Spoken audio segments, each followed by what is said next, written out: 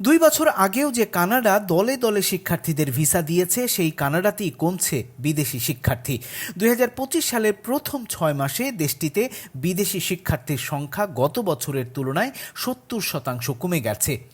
সরকারি হিসাব অনুযায়ী কানাডায় ২০২৪ সালের মার্চে যেখানে প্রায় ১৬,৮৭৫টি স্টাডি পারমিট ইস্যু হয়েছিল, সেখানে ২০২৫ সালের মার্চে তা নেমে এসেছে মাত্র ৩,৮১৯টিতে।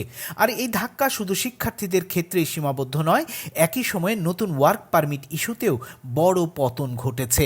২০২৪ সালের জানুয়ারি থেকে জুন পর্যন্ত প্রায় ২,৪৫,০০০-এর বেশি ওয়ার্ক পারমিট ইস্যু হয়েছিল, অথচ ২০২৫ সালে একই সময়ে সেই সংখ্যা ৫১% কমে নেমে এসেছে মাত্র ১,১৯,০০০-এ। বিশ্লেষকদের মতে কানাডা সরকারের নতুন অভিবাসী নীতি এবং শিক্ষার্থীদের ভর্তির উপর সীমাবদ্ধতা আরোপই এর কারণ। Immigration, refugees and citizenship Canada ঘোষণা দিয়েছে যে ২০২৫ সালে তারা প্রায় ৩,৯৫,০০০ স্থায়ী বাসিন্দা গ্রহণ করবে এবং শিক্ষার্থী অভিবাসী সংখ্যা টেকসই পর্যায়ে নিয়ে আসার কড়া নীতি অনুসরণ করবে। তার প্রতিফলন ঘটছে শিক্ষার্থীদের বেলায়। বিশেষজ্ঞরা মনে করছেন এই পরিবর্তন কানাডার শিক্ষা খাতে যেমন প্রভাব ফেলছে, তেমনি বাংলাদেশ সহ অন্যান্য দেশ থেকে পড়তে ইচ্ছুক শিক্ষার্থীদের জন্য নতুন চ্যালেঞ্জ তৈরি করবে।